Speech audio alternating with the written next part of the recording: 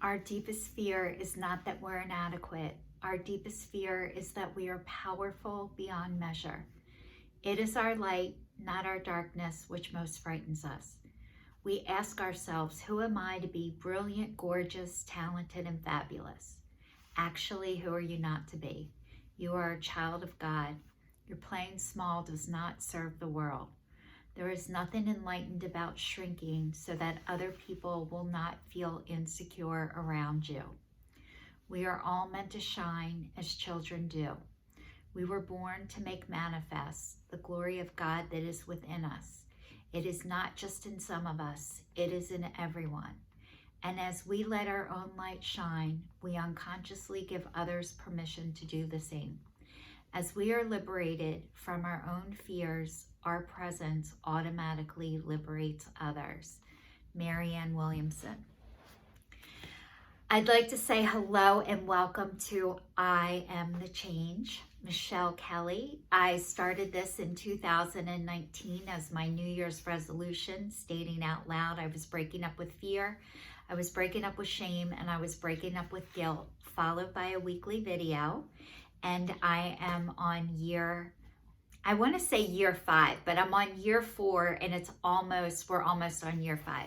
So I'm more than halfway over my 4th year of doing this. And I've had other New Year's resolutions every year since then. And all my videos are on YouTube and Instagram and Facebook. So please check them out. On YouTube, I'm under I Am the Change, Michelle Simon Kelly.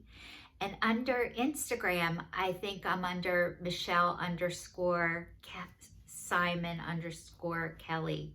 I don't know if there's an underscore at the end. Just look up on YouTube if you could do that. That would be great. So thank you. But this year, my New Year's resolution was not to weigh myself every single day because I'm a compulsive.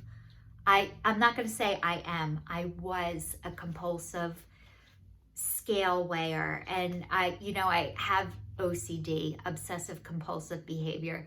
I was sharing last week that I compulsively cut my hair. When I get it cut, I come home and recut it, and then I go back and have them fix it, and then I cut it some more. And I've been cutting my hair for 2 weeks, and I used to go to different hair people in different salons so everybody didn't know that I'm crazy. And I have this anxiety about my hair not being perfect. Not my hair, it doesn't have to be perfect this way, but the cut has to be perfect or I can't sleep at night. And it has never left me. So that's one thing I'm obsessive and compulsive about, and hopefully I'm done cutting it because it keeps getting shorter and shorter. I also tickle a pillowcase, and this is my little pillowcase, and I tickle the corners, and it's so funny because, funny not funny, I order my pillowcases online, and like when I shop like such an addict. Like I like them 100% cotton with a zipper, and they're not making them much anymore. So I found this company in Florida that had them, and they stopped making them, and then another company has them now, and I ordered only 25 of them. So they should last me for a couple of years, because usually I end up tickling the corner to the point there's a hole in it and I have to get rid of it. So I have 25 of them, and I was thinking the other day, maybe I should get another 25 of them just in case, because you guys, I don't deal with change well. I like things a certain way, and always when it does change, there's usually something better. But my fear is there's not going to be something better. Like something better is never going to come along, and it always does. And I don't know why I still have this fear in me, because I broke up with fear, shame, and guilt, but it's still there. The fear of I'm not going to be able to get what I want. I'm not going to be able to keep what I have, or I think I need more of this. So that lives with me every day. And I swear to God, I'm in recovery for alcohol and drugs, I'm an adult child from a dysfunctional family. I'm also recovering food addict, so I'm off of sugar, flour, wheat, and caffeine, and I just had a little over 16 months. I have a little over 16 months without any of that, abstinence it's called. So, and I've worked on my codependency, my workaholism, I quit smoking. So you guys, I keep getting rid of these addictions, and it's basically so I can really live and enjoy my life. And it's like I'm reverting back to being a child as an adult. So acting like a child, but a responsible child. So anyway, I can buy my pillowcases now and do all this. And you know, I've been sharing that I've been in chronic pain and I've had this flare up. It's been over. So last week was 66 days. So add 7 to that. So 73 days. Today I just had a medial branch block, which is my second one, where they go and see if they find the spot. And then if they do, you have to get it done twice. If you get it done twice, then they can go in the third time and burn your nerves. So you stop having nerve pain. So I had one today, and it works for my shoulder blade. So it helps with the pain in my shoulder blade, but I still have it every place else that I was having it. And it's mostly when I stand up and when I sit in the car. So when I lay down flat or sit in a chair, sometimes it hurts in the chair, but when I lay down flat, that's when I get the most relief. But I just found out yesterday, I got approved for my new MRI'S from my insurance company yesterday and got the code numbers. So I was able to make my MRI appointments was it 2 weeks ago? Because I found out, or maybe it was a week ago, I found out if you say you're going to self-pay, they will book your appointment without the approval code numbers. So I was going to get this test done, whether they approved it or not, and they approved it yesterday. So I got the numbers, which was great. I was going anyway. So I have some hope for that, and I'm not going to be able to get them done for another month. So I'm going to be like this for probably 2 more months by the time they can figure out what it is. And then if I know it's surgery, like I know I need another surgery, and I don't know what kind it is yet or where it's at, but they're testing my neck and my thoracic. So I'm getting contrast this time, and I'm doing a positional MRI. So it's like you're standing, you sit, but it's like you're standing. So all the pressure on your nerves show up. But I have to drive from Pennsylvania to New Jersey, an hour and a half away, because we don't have any in Pennsylvania near me that does the positional with the contrast at the same time. So that's what's going on. And you guys, I was telling you about how I'm like reverting back to being a kid, but a responsible kid. And it's funny today, like I'll tell you what I was like when I was little. I used to get in trouble in school because I talked too much. And I was in the room with, it was the doctor and the tech. And the tech was he's a talker and tell me all this stuff. And I'm like, did you get in trouble in school for talking? He's like, I don't remember. I'm like, I'm sure you did. I'm like, I did too. I went to Catholic school and I always got in trouble for talking. Michelle talks too much. And I'm meant to talk and be a speaker. And I got in trouble for it when I was younger.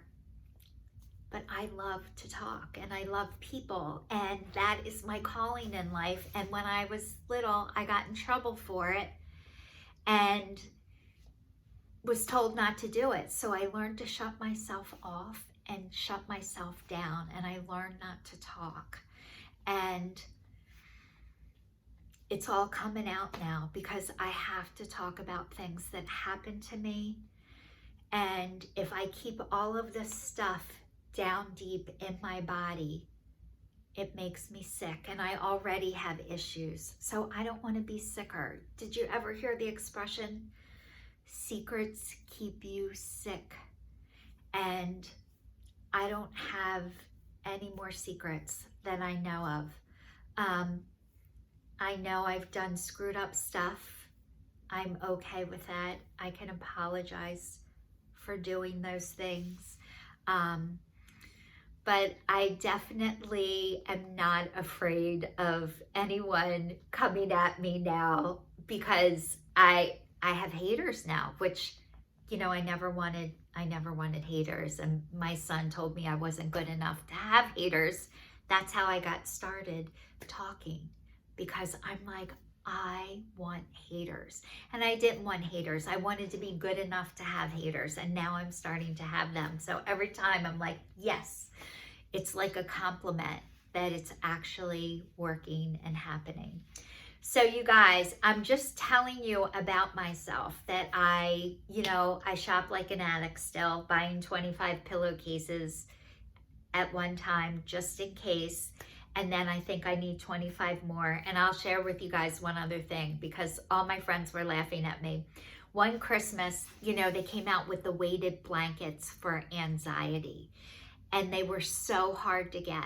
And I had to get them because they were so hard to get. And I thought everybody needs a weighted blanket, because I loved going to the dentist, and when he puts the x-ray cape on top of me, that was like such a wonderful feeling.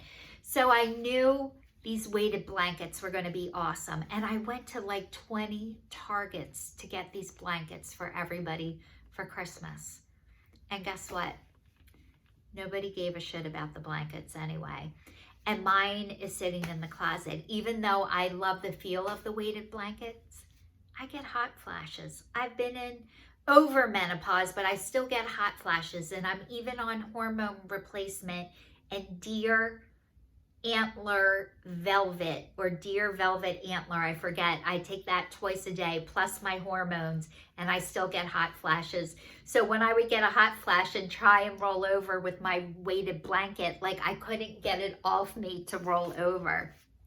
So it sits in the closet. But my one girlfriend said, every time I see weighted blankets, I think of you, because I was like on a run for blankets. So that's how I shop. I shop like an addict. My behaviors are like an addict, except for, I got to share this. I didn't feel the need to overstock with toilet paper and paper towels during the pandemic. I needed them, and I got them at Costco, but I didn't feel like I needed 10 packs. I was good with the ones that I got. However, I was living here with me and my son for part of it. And it's funny how everybody raced out for toilet paper and paper towels. And I got them from Costco, but I didn't feel like I needed more than one huge size at a time. So anyway, I just want to say thank you to everybody who's watching and praying for me and reaching out to me during this time. I have all these great ideas that I want to go places and do things. And then when I do them, like today I went to the doctor's and I wanted to stop at a couple of stores on the way home, and I couldn't do it. I had to just come straight home. So I think my medicine's starting to get regulated, by the way, but I'm still like, I get sore and I get tired, and I know that I have to rest. So anyway, thank you so much for watching. Please stay tuned, stay safe, and I will see you all next week.